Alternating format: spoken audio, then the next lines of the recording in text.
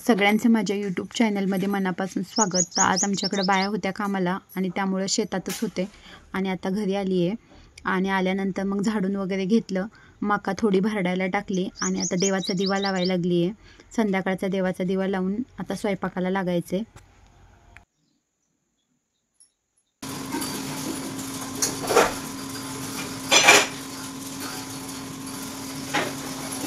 कारलं कडू लागतं, त्याच्यामुळं लहानांनाच काय मोठ्यांनासुद्धा बऱ्याच जणांना कारलं अजिबात आवडत नाही आणि कारलं खात नाहीत.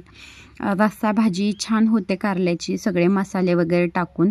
पण अशी वेगळ्या पद्धतीने कारल्याची भाजी कधीतरी करायला काय हरकत नाही. आणि अशाही पद्धतीची कारल्याची भाजी करा. अशा मी केलेली कारल्याची भाजी सगळ्यांनाच नक्की आवडेल. आणि त्यासाठी मी ही 1/2 किलो कारली घेतलेली आहेत आणि असे कापून घेतलेले आहेत, त्याचे उभे स्लाइस केलेले आहेत आणि त्यातले बी वगैरे सगळे काढून घेतलेले आहेत. बी निबार असतील तर ते काढून घेतले, म्हणजे की नाही मध्ये मध्ये येत नाहीत खाताना. आणि त्याला अर्धा चमचा मीठ लावून घेतलं आणि मीठ जर व्यवस्थित चोळून घेतलं कारल्याला तर मिठाचं पाणी सुटतं आणि त्याच्यामुळे की नाही कारल्यातला कडूपणा एकदम कमी होतो. त्यासाठी हे मीठ असं व्यवस्थित कारल्याला चोळून घेतलेले. आणि अर्धा तास झाला आहे आणि मीठ चोळून घेतलेलं, त्याच्यामुळे ते आता धुवून घेतली चांगली कारली. आणि आता त्याला मसाले लावून घेते. त्याच्यामध्ये मी अर्धा चमचा हळद टाकलेली आहे, त्यानंतर अर्धा चमचा ओवा टाकलेला आहे, अर्धा चमचा जिरं टाकलेले आणि 1 चमचा लाल तिखट टाकलेले. मीठ टाकले चवीनुसार अर्धा चमचा आणि साखर अर्धा चमचा टाकलेली आहे आणि व्यवस्थित चोळून घेतलं. आता हे सगळं म्हणजे आपण जेव्हा त्याला चोळून घेतो ना तेव्हा त्या आतमध्ये मसाला सगळा शिरतो आणि त्याची चव मग चांगली लागते. त्याच्यामुळे आता हे व्यवस्थित असं चोळून घेतलेले कारल्याला. आणि वरून ही अशी मस्त कोथिंबीर टाकलेली आहे. त्यानंतर 1 चमचा लिंबाचा रस टाकला आणि त्यात बसेल एवढं डाळीचं पीठ टाकलं. साखर, मीठ आणि लिंबू ह्याचं जे पाणी सुटते त्याच्यामध्ये जेवढं बसेल एवढं डाळीचे पीठ टाकलेले आणि व्यवस्थित लावून घेतलेले डाळीचे पीठ.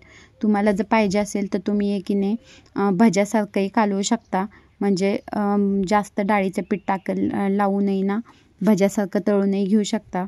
पण मला असं फ्राय करायचे तव्यावरती आणि कमी तेलामध्ये ना व्यवस्थित छान कुरकुरीत होतात असे हे. तव्यामध्ये मी आता तेल ओतून घेतलेलं आहे आणि मी एक स्लाइस आहे ना तव्यामध्ये असा टाकून घेते आणि व्यवस्थित असं पातळ असं टाकून घेतलं ना की बारीक गॅसवरती ना एकदम छान असं कडक होतं. आणि एका साईडला म्हणजे कडक झालं की पलटी करून मग दुसऱ्या साईडला कडक करून घ्यायचं. आणि आपल्याला तळूनच घ्यायचं असेल तर मग कढईमध्ये तेल ओतून आहे ना तळूनही घेऊ शकता. पण कमी तेलामध्ये हे असं स्लाइस केलेलं आणि एकदम छान मस्त कुरकुरीत होतं. त्यामुळे आपण असंही बनवू शकतो. तव्यावरती मी आता हे छान असं पसरवून घेतलेलं आहे आणि आता हे बारीक गॅसवरती मस्त असं कडक होतंय आणि एका साईडला कडक झालं की दुसऱ्या साईडला कडक करून घ्यायचं. उद्या मुलीच्या मैत्रिणी यायचेत आणि त्यांच्यासाठी पनीरची भाजी बनवायची आणि त्यासाठी मी आत्ता पनीर बनवून ठेवायला लागली आहे, म्हणजे उद्या सकाळी मला पटकन पनीरची भाजी बनवता येईल. आणि नाहीतरी की नाही आपण जे विकतचं पनीर आणतो तेही भरपूर दिवस आधीच बनवलेलं असतं आणि आत्ता पनीर बनवलं तर फ्रीजरमध्ये ठेवलं तर उद्या सकाळपर्यंत चांगलं राहील. आणि 1.5 लिटर दुधासाठी 2-3 लिंब बास होतात. अशी पिवळी मोठी लिंब असतील तर तेवढ्या लिंबाचा रस आहे ना 1.5 लिटर दुधासाठी बास होतो. आणि आपण जर लिंबाचा रस गाळून घेतला तर बी वेगळे होतात आणि ते पनीरमध्ये अडकत नाहीत. त्याच्यामुळे लिंबाचा रस गाळून घ्यायचा आणि मी आता तो लिंबाचा रस गाळून घेतलेला आहे.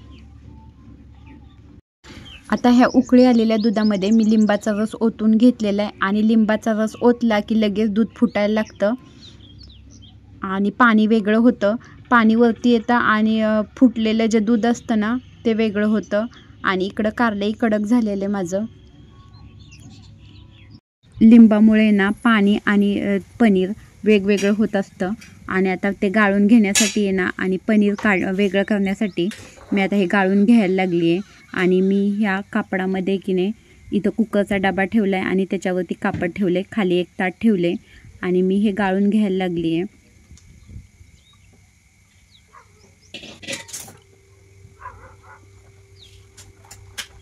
आता हे बघा, हे पनीर मी गाळून घेतलेलं आहे आणि हे उकळलेलं पाणी आहे ना बाजूला काढून घेतलं. लिंबाचा अंश पनीरमध्ये असेल म्हणून पनीर एकदा स्वच्छ पाण्याने एकदा धुवून घेतलेले आहे. आणि आता अशी घट्ट गाठ मारली म्हणजे पनीरमधलं पाणी पूर्ण निघून जाईल. आणि मी आता एक ताट घेतलेलं आहे, वरती कुकरचा डबा घेतलेला आहे आणि त्याच्यावरती खिसणी ठेवलेली आहे आणि वरती पनीर ठेवलेले बनवलेलं आणि वरून डिश झाकलेली आहे आणि त्याच्यावरती दाब देण्यासाठी वरवंटा ठेवलेला आहे. आणि असं हे ठेवलं म्हणजे 2-3 तासामध्ये पूर्ण पनीर चांगलं तयार होईल आणि पाणी पूर्ण निथळलं म्हणजे एकदम कडक असं पनीर तयार होईल.